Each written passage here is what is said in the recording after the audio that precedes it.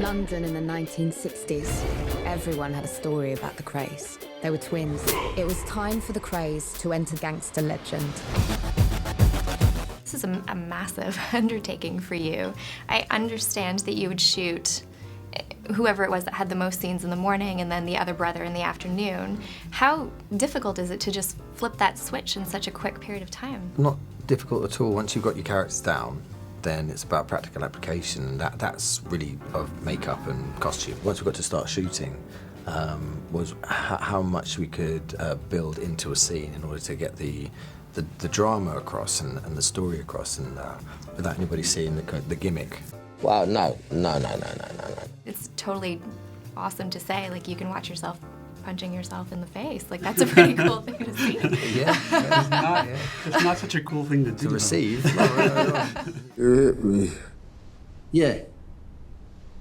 You're actually telling the story through Emily's character's eyes, who is basically the moral compass of the film. And the innocent of the film, as far as outside of the world of gangsters. Almost every other character is a gangster or a politician. All the research I had done into the brothers and different things, she's mentioned very peripherally, but was obviously very important. Your portrayal of her is as a very strong female. She definitely stands up to Reggie. That's why I love the fact that that the story's being told through her eyes, essentially. I think it helped in not glamorizing the twins and all of the kind of horrible things that they did. It always kind of came back to her, and when you see the kind of negative effects that they've had on the people around them, and specifically on Frances by the end of the film, it's difficult to see them as really cool gangsters when you see that they actually really ruined people's lives, and I think that's kind of important. What exactly are you doing about it?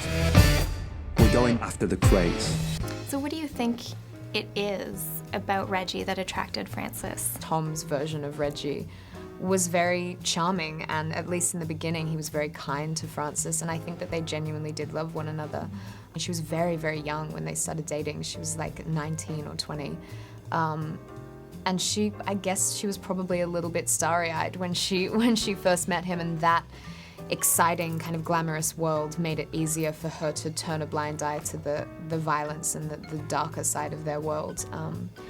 And then obviously eventually she just can't really ignore that anymore, and that's when things start to fall apart, I think. Do you like being a gangster? What do you think will surprise audiences the most? This is not a classic kind of gangster film that really, you know, puts them up on a pedestal as these kind of cool, slick guys. I think there are moments like that. I think you see them as real, kind of complicated, damaged people, and you see the kind of mess and the trail of destruction that they left behind. And I think that's interesting. I think so often these kind of movies and these kind of characters can come across as a little cartoonish, and I think this seems, to me at least, I mean, it's cool and stylized, but it essentially seems like a real story about real people. You gotta fire up, you gotta let